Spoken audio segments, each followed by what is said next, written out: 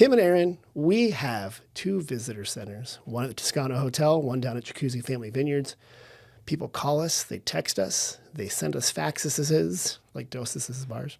They slide into our DMs and they ask us questions, and we have 25 volunteers that help us answer those questions. Right now, you are now our volunteers. You're going to help us in the segment we call We Get Questions. Are you ready? Mm-hmm. Okay, that was a good intro, huh? Thank you.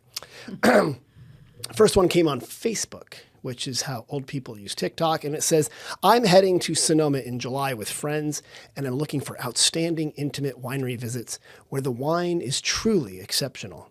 Unique experiences are a big plus. For example, a tasting in someone's home, or private setting, or anything with a distinctive atmosphere. Our group of 6 loves wine, is serious about buying, and would really value thoughtful recommendations. So this is cool, intimate winery. I have visits. one. Go. Dear friend Gail Olson is married to John Boich. His winery is actually based in Napa-ish, Yountville or something. I've been there, but I am bad with directions. But they will do tastings in their home, which is exquisite, which is in Sonoma. Okay. It's like in Weinberg.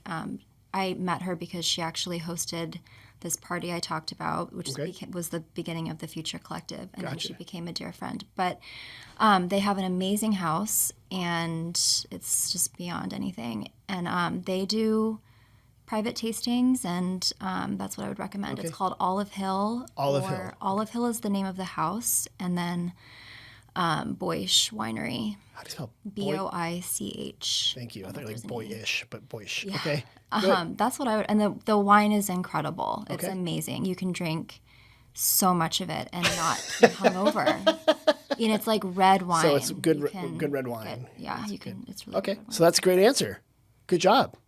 Aaron, do you want to answer? You can also recommend a cider if you want. Yeah, I mean, if I'm doing site specific, I'm a very historic person, so I like the old places. Okay. More like in LA, I like the steakhouses over the new trendy. Okay. So what's your classic? I mean, it would be Gundlach, and Gunbun's a fantastic one. Yeah. Absolutely. Gundlach Bundschu. Yeah. Beautiful area. What's really cool, of course, is their natural kind of amphitheater. They have music out there. Can't and make that up. And it's really amazing. So that's a good one too. And Scribe did a good job at the hacienda and preserving the history. I think it's appointment or membership. So you have to be a member, but you should just join. Scribe is the best. You should just join. Yeah. It is a great one. And so, okay, Boich, Gunbun, Scribe. I'm going to throw out 3 sticks. It's right there on the plaza. Yeah. It's in a beautiful old adobe building. I was going to say 3 sticks. Yeah, and it's a house. Yeah. And then for one more crazy house, Winery 16600. Mm-hmm. Yeah, if we're doing the plaza 16600 and then Extra Dimensional and Darling are cool. Okay, Hardy, hit me up, man. Yeah. Take off your crazy glasses and call me. So Extra Dimensional is a good one. And Bedrock's in the historic. Bedrock's in a historic building as well. The Hooker House. The Hooker House, that's right. So that's a really neat one. So good. So you guys see, this is easy. Let's go to the next question. You guys got this. So easy. This one came via text. People can actually text us 707-996-1090, and a lot of people do.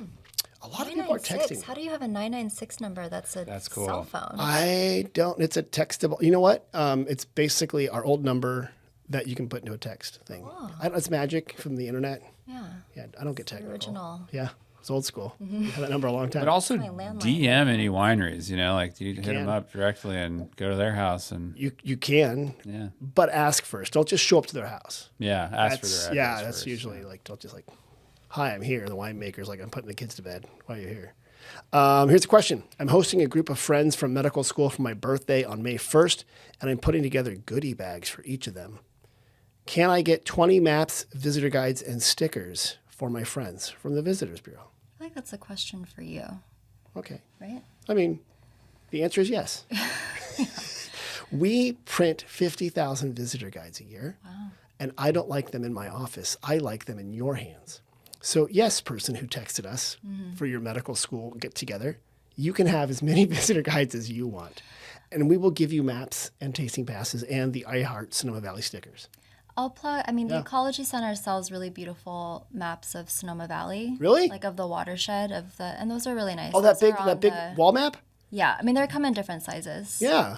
But you can buy those on the Ecology Center website. Okay, those good. are more of like, Plug it. How do I find the Sonoma Ecology Center? SonomaEcologyCenter.org. Good job. Good people.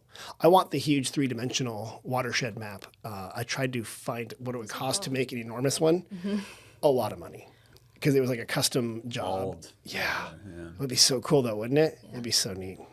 That's the whole argument people have. What's in Sonoma Valley? Because some people go by address and the purists go by watershed. Yeah.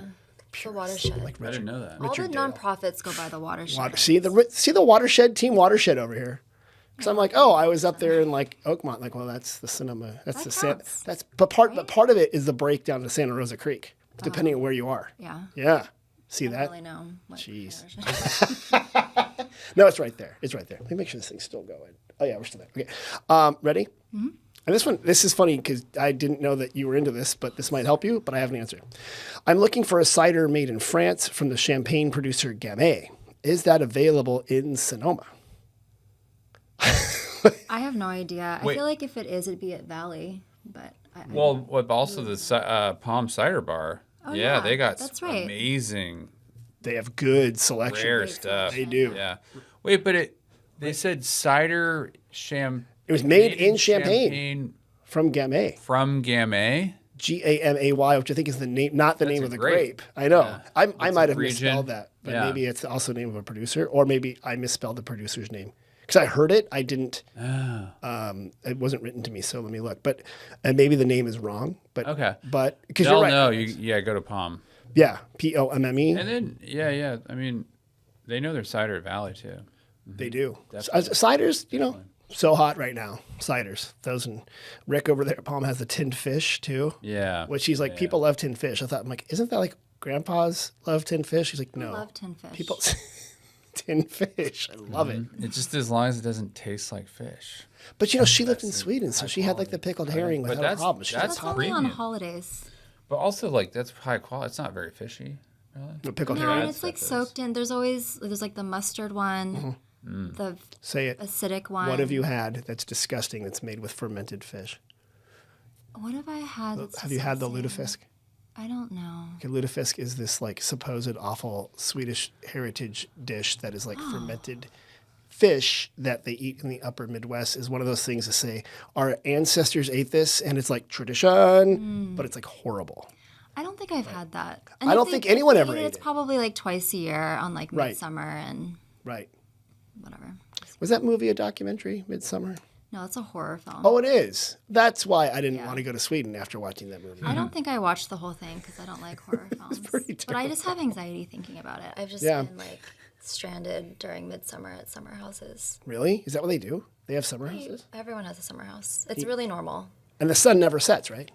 It depends on where you are in the country. Like in the middle of summer in Stockholm, like it'll get dark maybe around like 12:31ish, and then the sun will rise again at like 3. It's like Then it'll broad be broad daylight. daylight. At 11 Yeah. p.m. Yeah, no one's working. You're just clubbing. Then Just you go having out the whole to- time. And then the whole winter, you guys are all like writing pensive detective novels and depressive No, you're stuff. out partying then too. It's fine. You Oh, just people just walk party through all the time in snow. Sweden. Yeah, it's fun. Isn't alcohol fun? I remember there's a director from there, and he said he would buy alcohol to sell on certain days. Well, because you can only like a buy weird alcohol racket. at one store. Yeah. Okay. Have to unplug it, and it's owned by the government. Yeah. And it's only during certain hours. You can't buy any cold alcohol.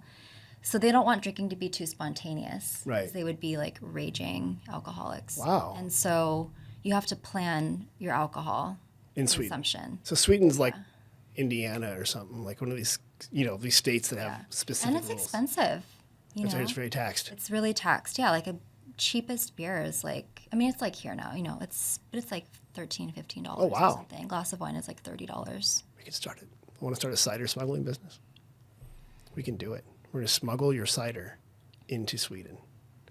No one's listening, even though this is the #1 podcast. There's a lot of cool fruit wines from Sweden that were kind of in the same. Wait, state. have you been to Sweden?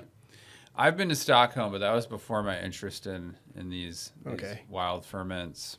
But Like Denmark has a bunch, Right. obviously, They do. because Noma and all that sort of foraging and wild And that was fermentation the stuff. before the grapes came up, they would ferment other things. All right, we went sideways on that one. Palm was the answer. Good job. Yeah. Final question. Valley. And Valley. Valley probably has it. If not, they have something similar. Final question. When should I plant my tomatoes? Early girls or big beefs? Wow. Look at this I guy. have no idea. This guy, tomatoes. This one's the big beefsteak one here, whatever. And I have an answer, but if you have an answer, I mean, I mean, it was an early season this year. Well, it's cooling down again, though. isn't that weird? I know Yeah, it's been raining. I'd say immediately. Yep. So the correct answer I've been told, of course, is don't start too early because the over-eager gardener starts too early and then gets heartbroken or it stalls, right? It's too cold. But if you buy like this enormous plant that I just got, and Yeah. he said he tried to sell these earlier, but they got too big, put them in anytime after tax day, April 15th, and before Father's Day. In Sonoma County, you tend to not have the frost. So it's just odd that people walk up and ask me gardening questions at the visitor center, but these things happen. So what can I tell you?